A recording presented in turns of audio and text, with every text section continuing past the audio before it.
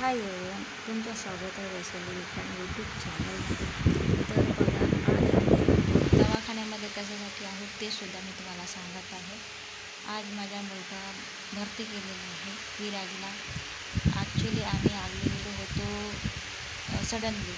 मला सर्दी खासी होती म्हणून दाखवायला न वरून दुसरं डोळ्याचं टेस्ट करायचं होतं. खूप दिवसापासून आम्ही लागलेलो होतो.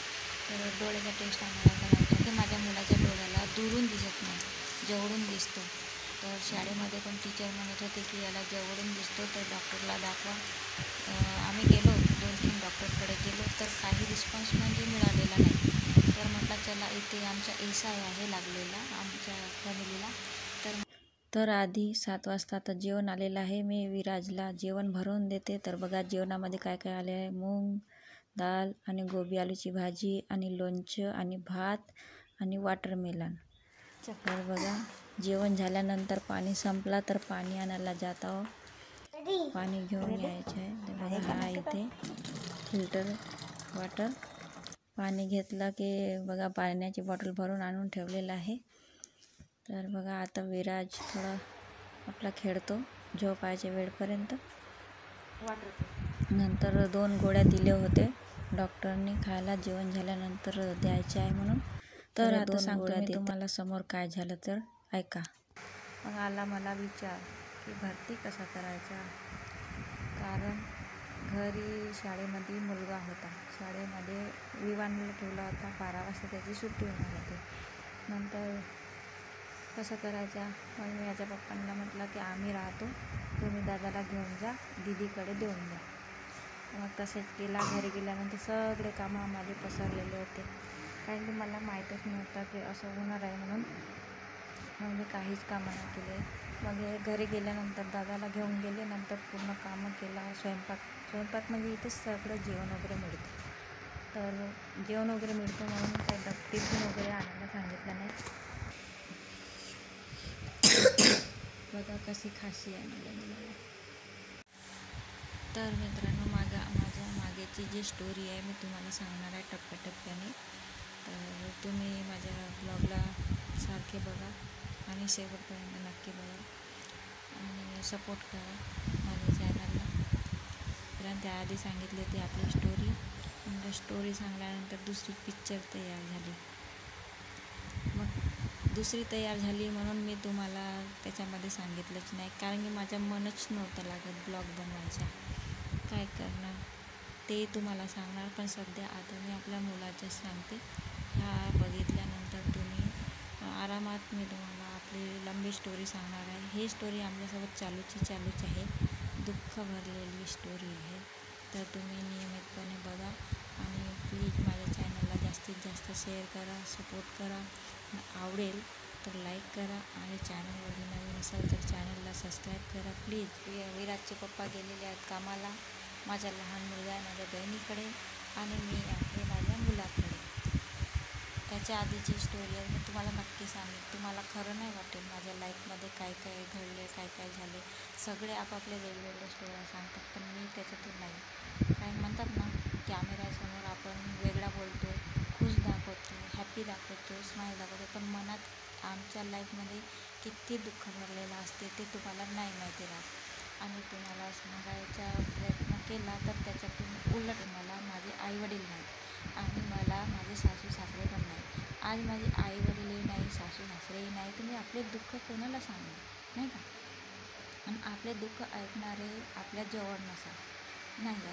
जशी आई असते आई कसे आपलं दुःख सांगितलं असतं, सासू असते सासू आपल्या जवळ आपलं दुःख सांगितलं असतं. अरे नाही, सासू ना माझी आई आहे तर कोणापासून दुःख सांगणार. आता तुम्हाला माहिती आहे माझ्या मिस्टरला तर दुःख माहितीच आहे, मग त्यांना सांगून काय आहे का सांगा. त्यांना माहीत असूनसुद्धा काय करणार, हे की नाही. ते आमच्यामध्ये आम्हालाच माहीत असते ना. तर हे दुःख तुम्हाला सांगण्याचा प्रयत्न याच्यासाठी करतो की जेही माझ्या मनामध्ये ठसून बसलेले आहेत ते तुमच्यासमोर शेअर करत आहोत. तुमच्यासोबत शेअर केला तर मन बोज होते, म्हणजे हलका होते. म्हणतात ना की दुःख वाटल्याने हलकं मन होऊन जाते, बोज वेगळं आहे. दुसऱ्या ठिकाणी आहे बघा, मी तुम्हाला दाखवतो. हे बघा इथे विराज लेटून आहे आणि बघा इथे पेशंट नाही आहे. एक पेशंट आलेला आहे म्हणतात तर अजून आलेला नाही आहे. आणि हा बघा पूर्ण वार्ड खाली आहे. आणि तो तिकडे दिसतो ना, तिकडे दुसरा वार्ड आहे. इथून तिथं आवाज जात नाही. तिकडे काय बोलतात काय नाही बोलतात हे सगळं काही आवाज जात नाही. एवढा वार्ड खाली आहे म्हणून मी तुमच्यासमोर फ्री फ्रँकलीपणाने बोलत. इथे विराजला दवा टाकून दिलेला आहे, तर हे आता विराजला द्यायचं. असं ब्लॉग बनवला ना तर खूप लांब होते, म्हणून मी तुम्हाला ना पार्ट 1, पार्ट 2, पार्ट 3 असं टाईपने सांगणार आहे आपली स्टोरी. तर तुम्ही प्लीज सपोर्ट करा माझ्या चॅनलला. आणि मित्रांनो, काय ना वाईट कमेंट करू नका प्लीज. वाईट कमेंट करू नका. बघा त्याच्या नाक अजून बुजल्यासारखं वाटतं मला. झोपायच्या वेळी त्याला खूप त्रास होतो. हा ना शनिवारपासूनच त्याला त्रास होतो. आणि शनिवारला OPD राहत नाही. नंतर आला रविवार, तर रविवारला पण सुट्टीच राहते. म्हटलं आता 2 दिवस सर्दी आहे आणि छात्यामध्ये कफ बसलेला आहे, त्याच्यासाठी आम्ही स्टीम देत आहोत. तर चांगली गोष्ट आहे. लवकरात लवकर तुम्ही प्रे करा देवाला की माझ्या मुलाची जेही सर्दी आहे ते पूर्णपणे संपून जाणार. कारण आतापर्यंत खूप माझा मुलगा रुमाल घेऊच होता. तुम्ही बघितलं असाल, जेही मी ब्लॉग व्हिडिओ जेही काय बनवला त्याच्यामध्ये तो रुमालच घेऊन होता नाही का. त्याच्यापासून रुमालच नाही सुटत आहे, हात रुमाल. तर त्याची सर्दी संपूर्ण. माझा मुलगा ना पैशाचा घेतलेला आहे. तुम्हाला याच्या आधी काय सांगितलं होतं, याची स्टोरी तुम्हाला सांगितली आहे. मागचा व्हिडिओ बघा ना माझा, शायद तो 1-1.5 वर्षाचा असेल. तो ब्लॉग बघाल तुम्ही, नक्की बघाल. त्याच्यानंतर मी ही स्टोरी अशी सांगितलीच नाही, कारण की माझ्या घरी अजून दुसरी एक स्टोरी झाली, त्याच्यामुळे मी स्टोरी सांगितली नाही. तसं तर माझ्या बहिणीकडे मुलगा आहे, तर मी व्हिडिओ कॉल वगैरे केला, त्याच्याशी बोलली. आणि त्याला पण गमत नसेल, याला पण नाही गमत. हा सुद्धा विचारतो कधी जाऊया कधी नाही घरी. की हे काय ब्लॉग बनवते, ब्लॉग बनवून आपला दुकडा सांगत असते असं वाटते ना. खरं आहे ना, हे असं समजू नका घ्या. कारण सगळेच यूट्यूबर बनायसाठी आलेले आहेत नाही का. आणि सगळेच आपापल्या स्टोऱ्या यूट्यूबवर शेअर करत आहेत, हो की नाही. पण मी सुद्धा म्हटलं चला, मी एक हाऊसवाईफ आहे, तर हाऊसवाईफ निमित्ताने मी सुद्धा माझं एक रिॲक्शनचं चॅनल पण आहे, ते सुद्धा तुम्ही बघू शकता. काम करायला 1 वर्ष झालेलं आहे तेही रिॲक्शन चॅनलवरती. तर प्लीज माझ्या त्या चॅनलवरती जाऊन तुम्ही बघू शकता. माझे रिॲक्शन एंटरटेनमेंटसाठी असते, तो तुम्हाला हसवण्यासाठी असते तो माझा चॅनल. त्याच्यावर तुम्ही हसत राहा, खुश राहा, म्हणून मी त्याच्या एंटरटेनमेंट करण्यासाठी तिथे रिॲक्शन बनवते. मी त्याला सपोर्ट करा, त्याही चॅनलला सपोर्ट करा प्लीज मित्रांनो. मी तिथे ब्लॉग वगैरे घालत नाही, पण मी या ब्लॉगमध्ये म्हणते की तिथे माझ्या रिॲक्शन रुमालशी खेळत आहे बघा. फॅन तिकडे जातो हे बघा.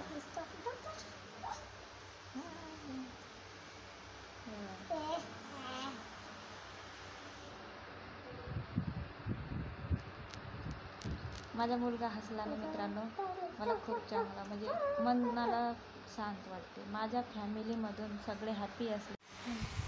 तसे तर मित्रांनो इथचे हॉस्पिटल खूप छान आहेत, म्हणजे ट्रीटमेंट पण चांगले करतात. वरून पॉश असते. इथे तुम्ही बघाल ना, तुम्ही बघाल ना तर तुम्हाला वाटेल की हा प्रायव्हेटचाच दवाखाना आहे, तर हा प्रायव्हेट नाही आहे, हा गव्हर्मेंटचाच दवाखाना आहे. तर असं वाटत नाही की हा गव्हर्मेंटसारखा आहे, म्हणून पूर्णपणे प्रायव्हेटसारखा आहे. इथं फॅसिलिटी पण चांगली आहे.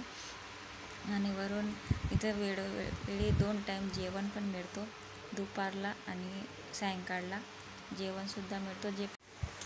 हे बघा इथूनपासून बघा, इथे पेशंट पण नाही आहेत, पण बघा सगळ्या ठिकाणी क्लीन आहे. क्लीन इथे येणार होता पण अजूनही आलेलं नाही आहे. आता रात्रीचे वाजलेले आहेत किती बघा, इथून पण घडी दिसते बघा. रात्रीचे इथून बरोबर दिसत नाही आहे, पण बघा 10 वाजत आलेले आहेत.